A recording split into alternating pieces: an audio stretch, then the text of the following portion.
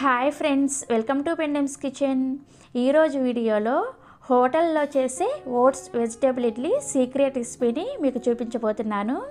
ఇక్కడ నేను చూపించబోయే కొలతలతో ఈ ఓట్స్ వెజిటేబుల్ ఇడ్లీని ప్రిపేర్ చేసుకున్నారంటే నిజంగా చాలా చాలా టేస్టీగా ఉంటాయి. తప్పకుండా ఒక్కసారైనా సరే ఈ విధంగా బ్రేక్ఫాస్ట్ని ఎంజాయ్ చేయండి. సో ఇక ఏమాత్రం ఆలస్యం చేయకుండా ఈ హెల్దీ ఓట్స్ వెజిటేబుల్ ఇడ్లీని మనం హోటల్ స్టైల్లో ఇంట్లోనే ఈజీగా ఎలా ప్రిపేర్ చేసుకోవచ్చో ఈ వీడియోలోకి వెళ్ళి చూసేయండి. ఈ ఓట్స్ వెజిటేబుల్ ఇడ్లీని ప్రిపేర్ చేసుకోవడం కోసం స్టవ్ ఆన్ చేసి ఇలా ఒక ప్యాన్ పెట్టుకొని అందులోకి 1 కప్పు ప్లెయిన్ ఓట్స్ని వేసుకోండి. అంటే మసాలా ఓట్స్ లాంటివి కాకుండా నార్మల్గా ప్లెయిన్ ఓట్స్ని తీసుకోవాలి.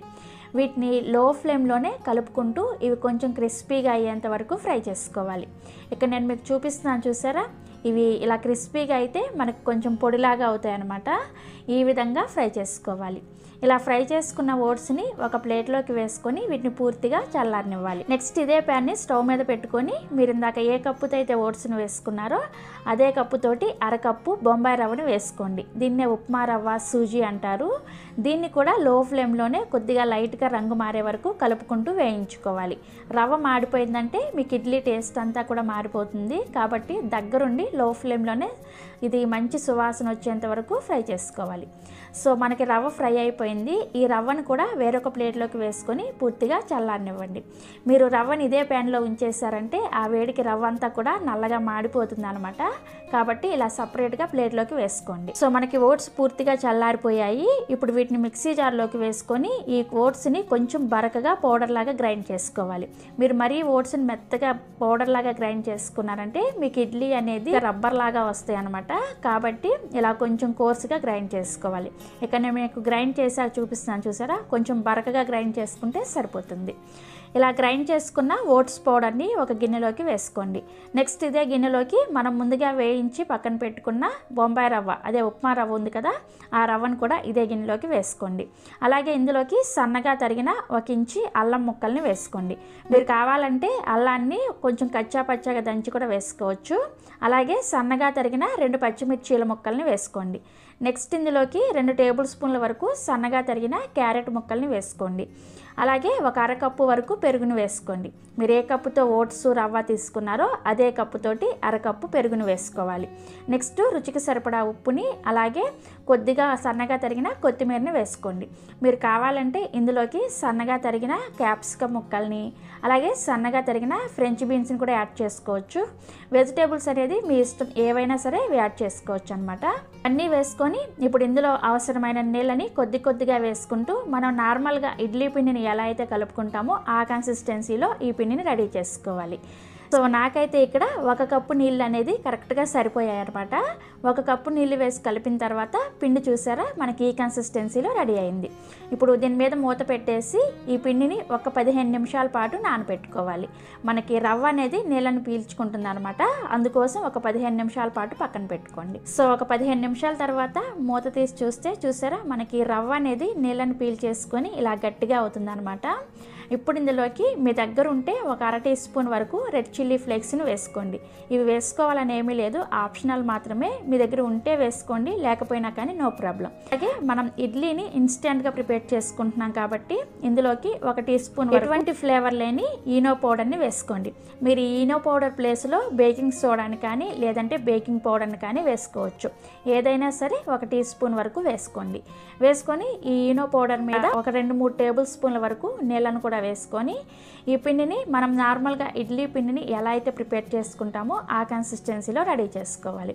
అవసరమైతే ఇంకొంచెం నీళ్ళను కూడా వేసుకొని పిండిని ఇక్కడ నేను మీకు వీడియోలో చూపిస్తున్నాను, చూసారా? ఈ కన్సిస్టెన్సీలో రెడీ చేసుకోవాలి. మనకి ఓట్స్ వెజిటేబుల్ ఇడ్లీ ప్రిపేర్ చేసుకోవడానికి పిండి అయితే రెడీ అయిపోయింది. ఇప్పుడు ఇడ్లీని పెట్టుకోవడం కోసం ఇడ్లీ ప్లేట్లను తీసుకొని ఇడ్లీ ప్లేట్లలో ఇలా ఒక్కొక్క చుక్క నూనె వేసుకొని ఇడ్లీ ప్లేట్లని గ్రీస్ చేసుకోండి. ఇలా గ్రీస్ చేసుకోవడం వలన మనం ఇడ్లీ ఉడికిన తర్వాత తీసుకునేటప్పుడు ఈజీగా వస్తాయి అన్నమాట. గ్రీస్ చేసుకున్న తర్వాత ఇడ్లీ గుంతల్లో ఇలా ఒక్కొక్క జీడిపప్పు పలుకుని పెట్టుకోండి. మీకు ఇష్టమైతే పెట్టుకోండి, పెట్టుకోకపోయినా కానీ నో ప్రాబ్లం. బట్ హోటల్స్లో అయితే ఈ విధంగా గార్నిషింగ్ కోసం ఇలా చేస్తారనమాట. జీడిపప్పు ముక్కలను పెట్టుకున్న తర్వాత ఇప్పుడు మనం ప్రిపేర్ చేసుకున్న ఇడ్లీ పిండిని ఇలా ఇడ్లీ ప్లేట్లలో నార్మల్గా మనం మామూలు ఇడ్లీ ఎలా అయితే పెట్టుకుంటామో అదే విధంగా పెట్టేసుకోండి. ఇక్కడ నేను చూపించిన కొలతలకి మీకు 3 ప్లేట్ల ఇడ్లీ అనేది రెడీ అవుతాయి అన్నమాట. అంటే 12 ఇడ్లీ వరకు మీకు వస్తాయి.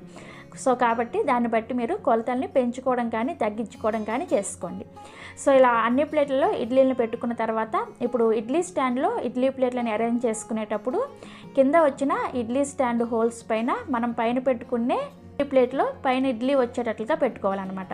అంటే కింద ప్లేట్లో హోల్స్ ఉంటే పైన ఇడ్లీ ఉండాలి, అదే కింద ప్లేట్లో ఇడ్లీ ఉంటే మనం నెక్స్ట్ ప్లేట్ పెట్టుకునేటప్పుడు హోల్స్ ఉండాలన్నమాట. ఆ విధంగా ఇడ్లీ స్టాండ్ని అరేంజ్ చేస్తాం. సో మనకి ఇడ్లీ స్టాండ్ రెడీ అయిపోయింది. ఈ ఇడ్లీని ఉడికించుకోవడానికి ముందుగానే నేను ఇక్కడ ఇడ్లీ పాత్రలో నీళ్లు పోసుకొని మరిగించుకుంటున్నాను. ఈ ఇడ్లీ పాత్రలో ఈ ఇడ్లీ స్టాండ్ని పెట్టేసుకొని మూత పెట్టేసి మీడియం ఫ్లేమ్లో ఒక 10 నిమిషాల పాటు ఉడికించుకోవాలి. సో మీడియం ఫ్లేమ్లో ఒక 10 నిమిషాల పాటు ఉడికించుకున్న తర్వాత మూత తీసి మీ చేతిని ఒకసారి నీళ్ళతో తడి చేసుకొని చెక్ చేసుకోండి. మీ చేతికి పిండి ఏమీ అతుక్కోవట్లేదంటే మనకి ఇడ్లీ అనేది చక్కగా ఉడికిపోయినట్లే. స్టవ్ ఆఫ్ చేసేసి ఈ ఇడ్లీ స్టాండ్ని తీసుకొచ్చి బయట పెట్టేసి ఒక్క 2 నిమిషాల పాటు అలా వదిలేసేయండి. ఇడ్లీని వెంటనే తీసేసారంటే ముద్దలాగా అయిపోతాయి అనమాట. ఒక 2 నిమిషాల పాటు అలా వదిలేసారంటే మీకు ఇడ్లీ అనేది చక్కగా డిమోల్డ్ అయిపోతాయి. సో ఒక 2 నిమిషాల తర్వాత ఒక స్పూన్ని కానీ గరిటెని కానీ ఇలా నీళ్ళల్లో ఒకసారి ముంచుకొని ఇప్పుడు మనం నార్మల్గా ఇడ్లీని ఎలా అయితే తీసేసుకుంటామో సేమ్ అదే విధంగా ఇడ్లీ ప్లేట్లో నుంచి ఇడ్లీని తీసుకోవడమే. సో ఇడ్లీ చూసారా చక్కగా హోల్స్గా ఎంత బాగా వచ్చిందో మీకు చూస్తేనే అర్థమవుతుంది కదా. ఇదే విధంగా మిగిలిన ప్లేట్లలో కూడా ఇడ్లీలను తీసుకొని సర్వింగ్ ప్లేట్లోకి తీసుకోండి. ఈ ఇడ్లీలని మీకు నచ్చిన ఏ చట్నీతో అయినా సరే సర్వ్ చేసుకోండి. చాలా చాలా టేస్టీగా ఉంటాయి. నిజం చెప్పాలంటే చట్నీ లేకపోయినా కానీ నార్మల్గా ఒట్టి ఇడ్లీనే చాలా టేస్టీగా ఉంటాయి. తప్పకుండా ఒకసారి ట్రై చేసి చూడండి. నేనైతే ఇక్కడ పుదీనా టమోటా చట్నీతో సర్వ్ చేసుకున్నాను. చాలా చాలా రుచిగా ఉన్నాయి. ఇడ్లీ ఒకటి మీకు తుంచి చూపిస్తున్నాను చూసారా ఎంత చక్కగా ఎంత మెత్తగా హోల్స్ లాగా వచ్చిందో. మీరు కూడా తప్పకుండా ఈ హెల్దీ ఓట్స్ వెజిటేబుల్ ఇడ్లీని బ్రేక్ఫాస్ట్లోకైనా సరే డిన్నర్లోకైనా సరే ఒకసారి ట్రై చేసి చూడండి. ట్రై చేసిన తర్వాత మీకు ఎలా వచ్చాయనేది కింద కామెంట్ సెక్షన్లో నాతో షేర్ చేసుకోండి. వీటిని మీరు ఈవినింగ్ స్నాక్స్గా అయినా ట్రై చేయొచ్చు, లేదంటే మార్నింగ్ బ్రేక్ఫాస్ట్గా కానీ ఎంజాయ్ చేయొచ్చు. చాలా అంటే చాలా రుచిగా ఉంటాయి. తప్పకుండా ట్రై చేసి చూడండి. అండ్ వీటిని ప్రిపేర్ చేసుకోవడానికి కూడా జస్ట్ 10 నిమిషాల టైం సరిపోతుంది. సో ఇక లేట్ చేయకుండా ఈ ఇన్స్టంట్ వడల్ని ఎలా ప్రిపేర్ చేసుకోవాలో ఈ వీడియోలోకి వెళ్ళి చేసేయండి. ఈ ఇన్స్టంట్ వడల్ని ప్రిపేర్ చేసుకోవడానికి ఫస్ట్ ఇలా ఒక బౌల్ని తీసుకొని అందులోకి 1 కప్పు అటుకుల్ని వేసుకోవాలి. మీరు ఇక్కడ మందంగా ఉండే అటుకులనైనా వేసుకోవచ్చు, లేదంటే పల్చటి అటుకులైనా సరే వేసుకోవచ్చు. నేనైతే ఇక్కడ కొద్దిగా మందంగా ఉండే అటుకుల్ని వేసుకున్నాను. ఇలా అటుకుల్ని వేసుకున్న తర్వాత ఇందులో నీళ్ళని పోసుకొని వీటిని 2 సార్లు శుభ్రంగా కడగండి. అలా కడిగిన తర్వాత ఆ నీళ్ళన్నీ కూడా వంచేసేసి మళ్ళీ తిరిగి ఈ అటుకులు మునిగే వరకు నీళ్ళని పోసుకోవాలి. నీళ్ళని మరీ ఎక్కువగా పోసుకోవద్దు, జస్ట్ అటుకులు మునిగే వరకు పోసుకుంటే సరిపోతుంది. ఇలా నీళ్ళని పోసుకున్న తర్వాత ఈ అటుకుల్ని జస్ట్ ఒక 5 నుంచి 10 నిమిషాల పాటు పక్కన పెట్టుకోండి. అంటే ఈ మందపాటి అటుకులు కాబట్టి కొద్దిగా టైం ఎక్కువ పడతాయి నానటానికి. అదే మీరు పల్చటి అటుకులను వేసుకుంటే జస్ట్ 2 నిమిషాల టైం చాలు, అటుకులు చక్కగా నానిపోతాయి. సో ఈ అటుకులు నానుతూ ఉంటాయి. ఈలోపు ఒక 5 బ్రెడ్ స్లైసెస్ని తీసుకోండి. మీరు ఇక్కడ మిల్క్ బ్రెడ్ అయినా తీసుకోవచ్చు, బ్రౌన్ బ్రెడ్ అయినా తీసుకోవచ్చు, ఏదైనా సరే తీసుకోవచ్చు. నేనైతే ఇక్కడ శాండ్విచ్ బ్రెడ్ని తీసుకున్నాను అనమాట. ఏ రకమైన బ్రెడ్ అయినా పర్వాలేదు. 5 బ్రెడ్ స్లైసెస్ని తీసుకొని ఇలా ఒక మిక్సీ జార్ని తీసుకొని అందులోకి ఈ బ్రెడ్ స్లైసెస్ని ఇలా కొద్దిగా తుంచుకొని వేసుకోవాలి. ఇలా తుంచుకొని వేసుకుంటే మనకి బ్రెడ్ చక్కగా గ్రైండ్ అవుతుంది అనమాట. ఇలా అన్ని బ్రెడ్ స్లైసెస్ని కూడా ఇలా చిన్న చిన్న ముక్కలుగా కట్ చేసుకొని వేసుకున్న తర్వాత మూత పెట్టేసి వీటిని పల్స్ మోడ్లో ఆపుకుంటూ బ్రెడ్ క్రమ్స్ లాగా గ్రైండ్ చేసుకోవాలి. సో నేను ఇక్కడ గ్రైండ్ చేసిన తర్వాత చూపిస్తున్నాను చూసారా, ఇలా పొడి పొడిగా గ్రైండ్ చేసుకోవాలన్నమాట. ఇలా గ్రైండ్ చేసుకున్న బ్రెడ్ క్రమ్స్ని పక్కన పెట్టుకోండి. 10 నిమిషాల తర్వాత చూస్తే మనకి ఈ అటుకులు నీళ్ళని పీల్చేసి చక్కగా నానిపోయాయి చూసారా. మీరు కొద్దిగా అటుకులు తీసుకొని ఇలా చేత్తో మ్యాష్ చేశారంటే మనకి అటుకులు ఈ విధంగా మెత్తగా అవ్వాలన్నమాట. ఇలా నానపెట్టుకోవాలి. ఇలా నానపెట్టుకున్న అటుకుల్ని చేత్తోనే బాగా మెత్తగా మ్యాష్ చేసుకుంటూ కలుపుకోవాలి. అంటే ఈ అటుకుల్లో మీకు పిండిలాగా అవ్వాలన్నమాట. అప్పటి వరకు కూడా చక్కగా మ్యాష్ చేసుకుంటూ కలుపుకోవాలి. మీరు అటుకులను చక్కగా నానబెట్టుకుంటే ఇవి తొందరగా మెత్తగా అయిపోతాయి అన్నమాట. మిక్సీలో వేసే కన్నా కానీ ఇలా చేత్తో మ్యాష్ చేసుకుంటేనే మీకు వడలు అనేది పర్ఫెక్ట్గా వస్తాయి అన్నమాట. సో అందుకని అటుకులు చక్కగా నానిన తర్వాత చేత్తోనే ఈ విధంగా బాగా మెత్తగా మ్యాష్ చేసుకోవాలి. సో నేను ఇక్కడ కలిపిన తర్వాత చూపిస్తున్నాను, చూసారా, ఇలా మెత్తగా చేసుకోవాలి. ఇలా అటుకుల్ని బాగా మ్యాష్ చేసుకున్న తర్వాత ఇప్పుడు మనం ముందుగా గ్రైండ్ చేసుకున్న బ్రెడ్ క్రమ్స్ ఉన్నాయి కదా, ఆ బ్రెడ్ క్రమ్స్ని కొద్దిగా వేసుకుంటూ కలుపుకోవాలి. మొత్తం ఒకేసారి వేసుకోవద్దు. ఎందుకు అంటే ఈ బ్రెడ్ క్రమ్స్ మీరు అటుకుల్ని ఎన్ని నీళ్ళు పోసుకొని నానబెట్టుకున్నారు అనే దాని మీద ఆధారపడి ఉంటుందన్నమాట. ఒక్కోసారి తక్కువ పట్టొచ్చు, ఒక్కోసారి ఎక్కువ పట్టొచ్చు. సో అందుకని చూసుకుంటూ కలుపుకోవాలి. మీరు ఒకేసారి బ్రెడ్ క్రమ్స్ని వేసేసారంటే ఇది గట్టిగా అయిపోతుంది. సో అందుకని కొంచెం వేసుకుంటూ చక్కగా పిండిలో కలిసేటట్లుగా కలుపుకోవాలి. సో అందుకని కొంచెం బ్రెడ్ క్రమ్స్ని వేసుకుంటూ ఈ అటుకుల మిశ్రమంలో ఇవి చక్కగా కలిసేటట్లుగా కలుపుకోవాలి. సో నాకైతే ఇక్కడ ఈ గ్రైండ్ చేసుకున్న బ్రెడ్ క్రమ్స్ కరెక్ట్గా సరిపోయాయి. సో ఈ బ్రెడ్ క్రమ్స్ అటుకుల మిశ్రమంలో కలిసేటట్లుగా కలుపుకున్న తర్వాత పిండి చూసారా గట్టిగా ఉంది కదా, ఇలా ఉంటే మనకి వడలు అనేది షేప్ కరెక్ట్గా రావు. కాబట్టి ఇందులోకి ఒక 2-3 టేబుల్ స్పూన్ల పెరుగుని వేసుకొని కలుపుకోవాలి. పెరుగును కూడా ఒకేసారి వేసుకోవద్దు. ఫస్ట్ ఒక టేబుల్ స్పూన్ వేసుకొని కలుపుకోండి. కలుపుకున్న తర్వాత మీకు ఇంకా గట్టిగా అనిపిస్తే అప్పుడు ఇంకొక టేబుల్ స్పూన్ పెరుగుని వేసుకొని కలుపుకోండి. మీరు కావాలంటే ఈ పెరుగు ప్లేస్లో మజ్జిగను కూడా వేసుకొని కలుపుకోవచ్చు. సో 2 టేబుల్ స్పూన్ల పెరుగుని వేసిన తర్వాత మీకు పిండి పర్ఫెక్ట్గా రెడీ అయిందా లేదా అనేది ఎలా తెలుస్తుందంటే ఈ పిండిని కొద్దిగా తీసుకొని ఫస్ట్ రౌండ్ బాల్ లాగా చేసుకొని ఈ చేత్తో ఇలా ప్రెస్ చేశారంటే వడ షేప్ లాగా మీకు క్రాక్స్ అనేది ఎక్కడ రాకూడదు అనమాట. ఆ విధంగా పిండిని కలుపుకోవాలి. సో అందుకని చూసుకుంటూ ఒక 2-3 టేబుల్ స్పూన్ పెరుగును వేసుకొని పిండిని ఈ విధంగా చక్కగా వడ షేప్ వచ్చే వరకు కలుపుకోవాలన్నమాట. సో నాకైతే ఇక్కడ 3 టేబుల్ స్పూన్ల పెరుగు అనేది కరెక్ట్గా సరిపోయింది. ఇలా పిండిని రెడీ చేసుకున్న తర్వాత ఇప్పుడు ఇందులోకి ఒక మీడియం సైజ్ ఉల్లిపాయల్ని బాగా చిన్నగా ముక్కలుగా కట్ చేసుకొని వేసుకోండి. తర్వాత ఇందులోకి 2 లేదా 3 పచ్చిమిర్చిని ఇలా చిన్నగా ముక్కలుగా కట్ చేసుకొని వేసుకోవాలి. నెక్స్ట్ ఇందులోకి బాగా సన్నగా తరిగిన కరివేపాకు కొద్దిగా అండ్ అలానే బాగా సన్నగా తరిగిన కొత్తిమీర కొద్దిగా వేసుకోండి. నెక్స్ట్ 1 టీ స్పూన్ జీలకర్ర అండ్ మీ రుచికి సరిపడా ఉప్పును కూడా వేసుకోండి. అలాగే ఒక 1/2 టీ స్పూన్ గరం మసాలాని వేసుకోండి. ఇవన్నీ వేసుకున్న తర్వాత ఈ పిండిలో ఇవన్నీ కూడా చక్కగా కలిసేటట్లుగా కలుపుకోవాలి. సో ఈ ఉల్లిపాయలు ఇవన్నీ కూడా పిండిలో చక్కగా కలిసేటట్లు కలుపుకున్న తర్వాత ఇందులోకి ఒక 2 టేబుల్ స్పూన్ల బియ్యం పిండిని వేసుకోండి. ఇలా బియ్యం పిండిని వేసుకోవడం వల్ల మనం చేసుకోబోయే వడలు అనేవి బయట నుంచి బాగా క్రిస్పీగా వస్తాయన్నమాట. సో అందుకోసం ఇలా బియ్యం పిండిని వేసుకోవాలి. ఇలా బియ్యం పిండిని కూడా వేసుకున్న తర్వాత పిండిలో ఇవన్నీ కూడా చక్కగా కలిసేటట్లుగా కలుపుకోవాలి. సో మనకి వడలు వేసుకోవడానికి పిండి రెడీ అయిపోయింది. ఇప్పుడు వడలను వేసుకోవడానికి మీ చేతిని ఒకసారి ఆయిల్తో గ్రీస్ చేసుకోండి. ఇలా గ్రీస్ చేసుకున్న తర్వాత మనం ముందుగా ప్రిపేర్ చేసుకున్న పిండిలో నుంచి ఒక చిన్న పిండి ముద్దను తీసుకొని ఫస్ట్ రౌండ్ బాల్ లాగా ప్రిపేర్ చేసుకోవాలి. ఇలా చక్కగా రౌండ్ బాల్ లాగా ప్రిపేర్ చేసుకున్న తర్వాత ఇప్పుడు ఈ బాల్ని మీ చేతిలో పెట్టేసి ఇలా కొద్దిగా లైట్గా ప్రెస్ చేశారంటే మీకు వడ షేపు చక్కగా వస్తుంది. చూసారా షేప్ ఎంత చక్కగా వచ్చిందో. ఇలా వడ షేప్ వచ్చిన తర్వాత మధ్యలో నుంచి ఒక చిన్న హోల్ని ఇలా పెట్టుకున్నారంటే మీకు చక్కగా వడ షేప్ అనేది వచ్చేస్తుంది. చూసారా ఎంత చక్కగా ఉందో కదా. సో ఇదే విధంగా మిగతా పిండితో కూడా వడల్ని ప్రిపేర్ చేసుకోవడమే. సో నేను ఇక్కడ ఒక వాయి ఫ్రై చేసుకోవడానికి వడల్ని ప్రిపేర్ చేసుకున్నాను. ఇలా ప్రిపేర్ చేసుకున్న వడల్ని పక్కన పెట్టుకోండి. ఇప్పుడు స్టవ్ ఆన్ చేసి ఒక ప్యాన్ పెట్టుకొని ఈ ప్యాన్ అనేది మరీ లోతుగా ఉండేది కాకుండా కొద్దిగా ఫ్లాట్గా ఉండేది తీసుకున్నారంటే మీకు ఈ వడలు అనేవి చక్కగా ఫ్రై అవుతాయి అన్నమాట. అంటే షేప్ అనేది షేప్ అవుట్ అవ్వకుండా బాగా ఫ్రై అవుతాయి. సో అందుకని ఇలా కొద్దిగా ఫ్లాట్గా ఉండే ఒక ప్యాన్ పెట్టుకొని అందులోకి డీప్ ఫ్రైకి సరిపడా నూనెను పోసుకొని వేడి చేసుకోండి. మరీ ఎక్కువగా నూనెను పోసుకోవాల్సిన అవసరం లేదు. జస్ట్ ఆ వడ మునిగే వరకు పోసుకుంటే సరిపోతుంది అనమాట. సో ఇలా నూనెను పోసుకున్న తర్వాత ఈ నూనెని మీడియం ఫ్లేమ్లో కొద్దిగా లైట్గా వేడి చేసుకోవాలి. మరీ పొగలు వచ్చే వరకు నూనెని వేడి చేసుకోవద్దు. మామూలుగా మనం డీప్ ఫ్రై ఐటమ్స్ ఎలా అయితే ఫ్రై చేసుకుంటామో ఆ వేడిలో వేడిలో ఉంటే సరిపోతుంది అనమాట. అంటే మీడియం వేడిలో ఉండాలన్నమాట. ఇలా మీడియంగా నూనె వేడైన తర్వాత ఇప్పుడు మనం ముందుగా ప్రిపేర్ చేసుకున్న వడలు ఉన్నాయి కదా, వాటిని ప్యాన్కి సరిపడా వేసుకోవాలి. మరి ఇరుకిరుగ్గా వేసుకోవద్దు. ఇరుకిరుగ్గా వేసుకున్నారంటే మీకు ఈ వడలు అనేవి షేప్ అవుట్ అయిపోతాయి అనమాట.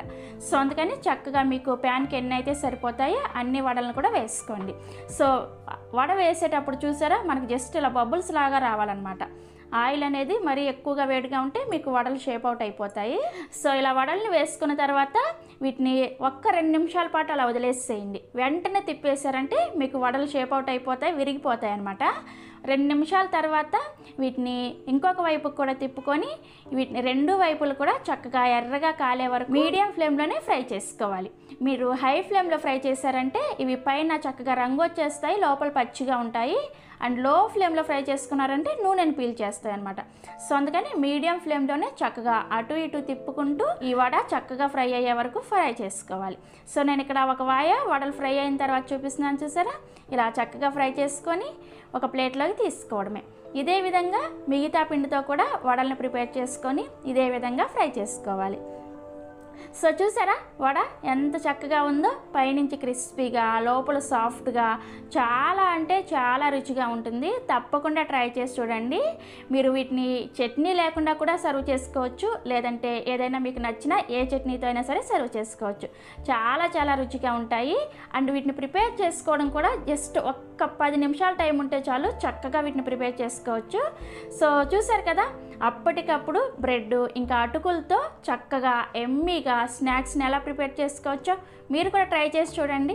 ట్రై చేసిన తర్వాత మీకు నచ్చితే ఒక లైక్ చేసి మీ ఫ్రెండ్స్కి రిలేటివ్స్కి కూడా షేర్ చేయండి. ఈ నోరూరించే స్నాక్స్ని అప్పటికప్పుడు ఎలా ప్రిపేర్ చేసుకోవచ్చో ఈ వీడియోలోకి వెళ్ళి చూసేయండి.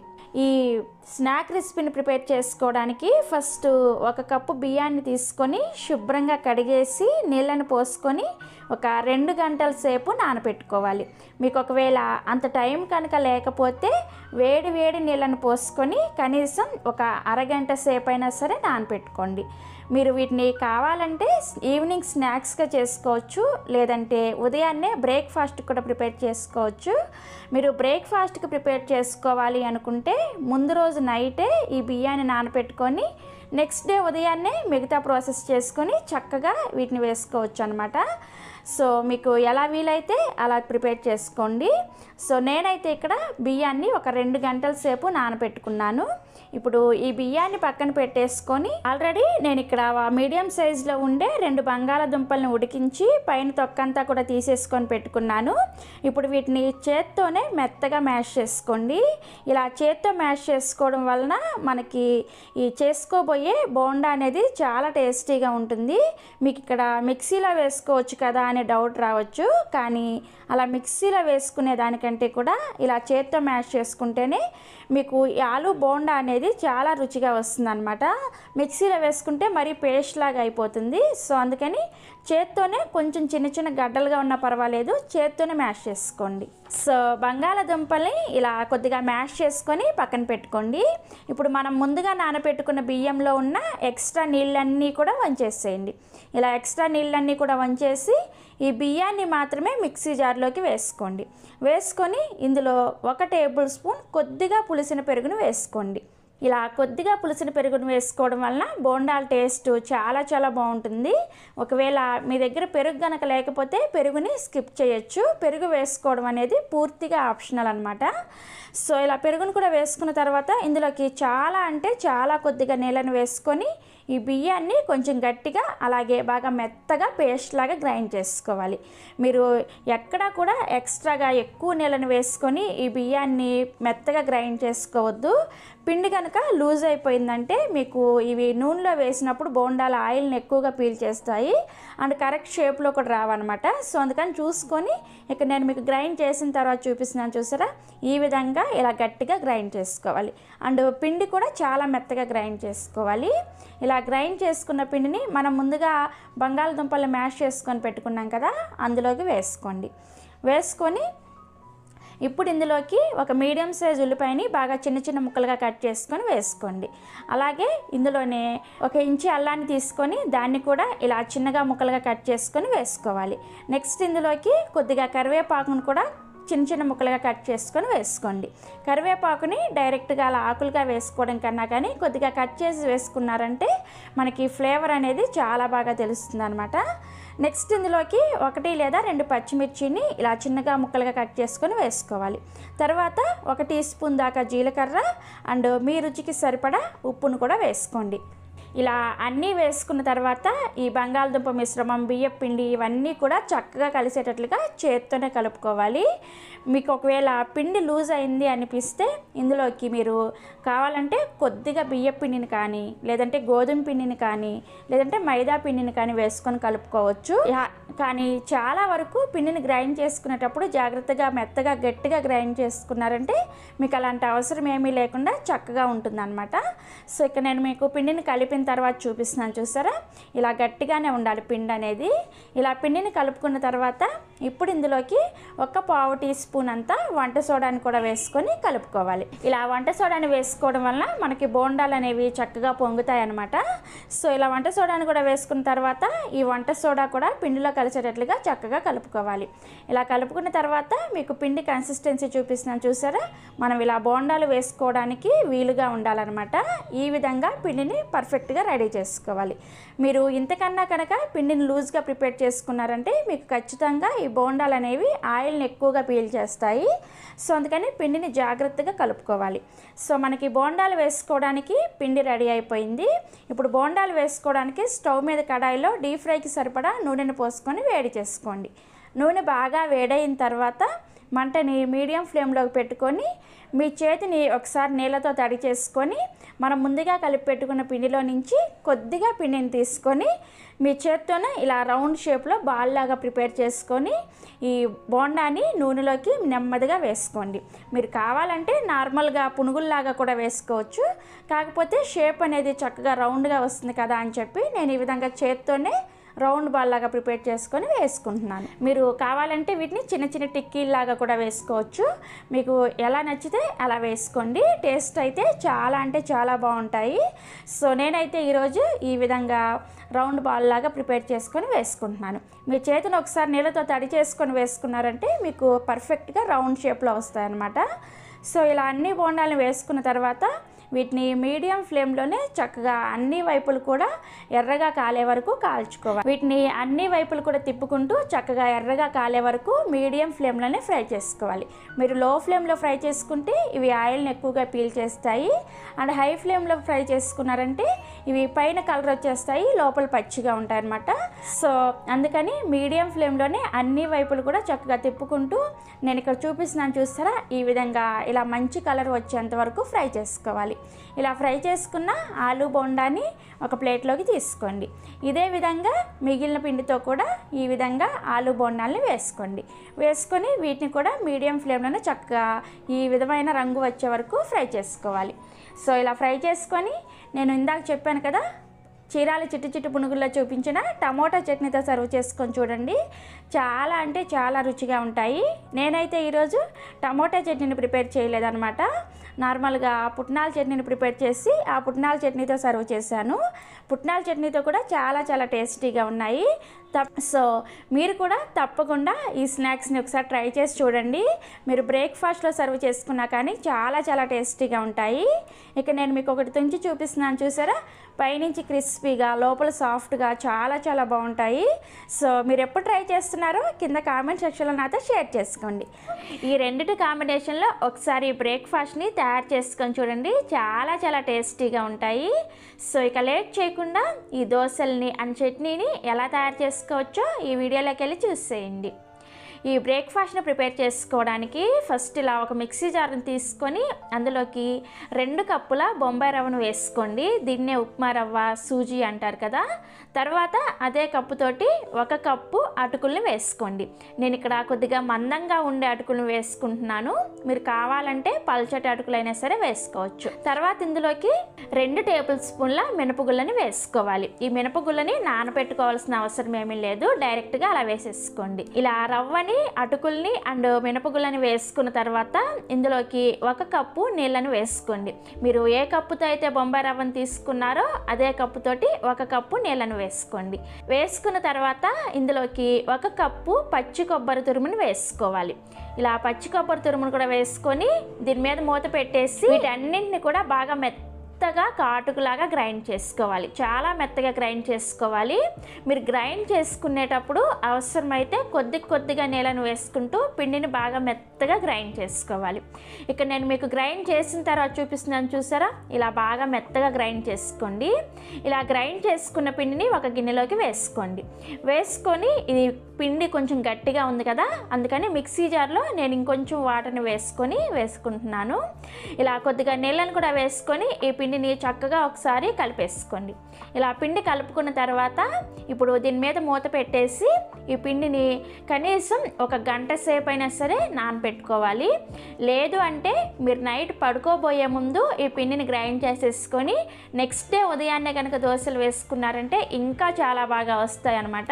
ఒకవేళ మీకు టైం లేకపోతే కనీసం 1 గంట సేపు అయినా సరే పక్కన పెట్టుకోండి. సో నేనైతే ఇక్కడ నైట్ టైము గ్రైండ్ చేసేసుకున్నాను, ఉదయాన్నే దోశలు వేసుకుందామని. ఇలా మూత పెట్టేసి నైట్ అంతా కూడా అలా పక్కన పెట్టేసాను అనమాట. సో నెక్స్ట్ డే ఉదయాన్నే ఇందులోకి రుచికి సరిపడా ఉప్పును వేసుకోండి. అండ్ అలానే 1 టీ స్పూన్ అంతా పంచదారని వేసుకోండి. ఇలా పంచదారని వేసుకోవడం వల్ల మనకి దోశ కలర్ చాలా బాగా వస్తుంది అండ్ టేస్ట్ కూడా బాగుంటుంది అనమాట. మీకు ఒకవేళ పంచదార వేసుకోవడం ఇష్టం లేకపోతే స్కిప్ చేసేయచ్చు. ఇలా ఉప్పుని అండ్ పంచదారని వేసుకున్న తర్వాత ఒకసారి ఈ పిండిలో ఈ రెండు కూడా చక్కగా కలిసేటట్లుగా కలుపుకోవాలి. కలుపుకున్న తర్వాత పిండి కన్సిస్టెన్సీ చూసారా, మనకి ఈ విధంగా గరిటె జారుగా ఉండాలన్నమాట. అండ్ పిండి కూడా చూసారా మనకి చక్కగా పులిసింది. ఈ పిండి చూస్తే ఇలా ఎయిర్ బబుల్స్ ఉంటాయన్నమాట. ఇలా కనుక పిండి రెడీ అయితే మీరు పర్ఫెక్ట్గా రెడీ చేసుకున్నట్లు. మీరు ఒకవేళ అప్పటికప్పుడు ఈ దోశలు వేసుకోవాలంటే ఇందులోకి జస్ట్ 1 చిటికెడు అంతా వంట సోడాని వేసుకోండి. దోశలు చాలా పర్ఫెక్ట్గా వస్తాయన్నమాట. నేనైతే ఇక్కడ వంట సోడా ఏమీ వేయట్లేదు, ఎందుకంటే నేను నైట్ టైం గ్రైండ్ చేసేసుకున్నాను కాబట్టి నాకు పిండి అనేది చక్కగా పులిసింది అనమాట. సో అందుకని వంట సోడా వేసుకోవట్లేదు. మీరు ఒకవేళ అప్పటికప్పుడు వేసుకోవాలంటే పిండిని 1 గంట సేపు పక్కన పెట్టేసి కొద్దిగా వంట సోడాను వేసుకొని కలుపుకోండి. అప్పుడు మీకు దోశలు అనేది పర్ఫెక్ట్గా వస్తాయి. సో ఇలా రెడీ చేసుకున్న పిండిని పక్కన పెట్టేసి ఇప్పుడు చట్నీని ఎలా ప్రిపేర్ చేసుకోవాలో చూపిస్తాను. ఈ చట్నీని ప్రిపేర్ చేసుకోవడానికి స్టవ్ మీద ఇలా ఒక ప్యాన్ పెట్టుకొని అందులోకి 1/2 కప్పు పల్లీలను వేసుకొని వీటిని లో టు మీడియం ఫ్లేమ్లో చక్కగా పైన రంగు మారే వరకు వేయించుకోవాలి. వీటిని కలుపుకుంటూ మీరు ఎంత బాగా వేయించుకుంటే మీకు చట్నీ టేస్ట్ అనేది అంత బాగుంటుంది అనమాట. ఇక్కడ నేను మీకు పల్లీలు వేగిన తర్వాత చూపిస్తున్నాను చూసారా, ఇలా ఒక పల్లీని తీసుకొని పొట్టు తీసి చూస్తే మనకి ఈజీగా ఊడిపోవాలన్నమాట. అప్పటి వరకు ఫ్రై చేసుకోండి. ఇలా ఫ్రై చేసుకున్న పల్లీల్ని ఒక ప్లేట్లోకి వేసుకొని వీటిని పూర్తిగా చల్లారనివ్వాలి. ఇప్పుడు ఇదే ప్యాన్లోకి మీ కారానికి తగ్గట్టుగా 3 లేదా 4 పచ్చిమిర్చిని ఇలా సగానికి కట్ చేసుకొని వేసుకొని జస్ట్ వీటిని ఒక 30 సెకండ్స్ పాటు అలా ఫ్రై చేసుకోండి. అంటే ఆ పచ్చిమిర్చిలో ఉన్న తడంతా పోయిన తర్వాత అప్పుడు దీంట్లోకి నూనె వేసుకోవాలన్నమాట. వెంటనే కనుక నూనె వేసుకొని ఫ్రై చేసుకున్నారంటే పచ్చిమిర్చి అనేవి తుల్లి మన మీద పడతాయి. సో అందుకని ఇవి కొద్దిగా జస్ట్ అలా ఫ్రై అయిన తర్వాత ఇప్పుడు దీని మీద 1 చుక్క నూనెను వేసుకొని ఈ పచ్చిమిర్చిని కూడా చక్కగా ఫ్రై చేసుకోవాలి. నేను ఇక్కడ తీసుకున్న పచ్చిమిర్చి అనేవి మంచి కారం గల పచ్చిమిర్చి అనమాట. సో అందుకని తక్కువగా తీసుకున్నాను. మీరు మీ కారానికి తగ్గట్టుగా పచ్చిమిర్చిని వేసుకోండి. ఇలా పచ్చిమిర్చిని వేయించుకున్న తర్వాత స్టవ్ ఆఫ్ చేసేసి వీటిని కూడా కొద్దిగా చల్లారనివ్వాలి. ఈ పచ్చిమిర్చిని వేయించుకునే లోపు మనకి పల్లీలు అనేవి చక్కగా చల్లారిపోయాయి. ఇప్పుడు వీటి పైన ఉన్న పొట్టుని మీకు నచ్చితే తీసేసుకోండి, లేదంటే అలాగే వేసేసుకున్నా కానీ చట్నీ టేస్ట్ అనేది చాలా చాలా బాగుంటుంది. నేను ఇక్కడ కొద్దిగా పొట్టుని తీసేసి ఈ పల్లీల్ని మిక్సీ జార్లోకి వేసుకుంటున్నాను. వేసుకొని ఇందులోకి 1/2 కప్పు పచ్చి కొబ్బరి తురుముని వేసుకోండి. అండ్ అలానే 1 ఇంచి అల్లాన్ని పైన పొట్టు తీసేసి శుభ్రంగా కడిగి వేసుకోండి. తర్వాత ఇందులోకి ఒక 5-6 పుదీనా ఆకుల్ని వేసుకోండి.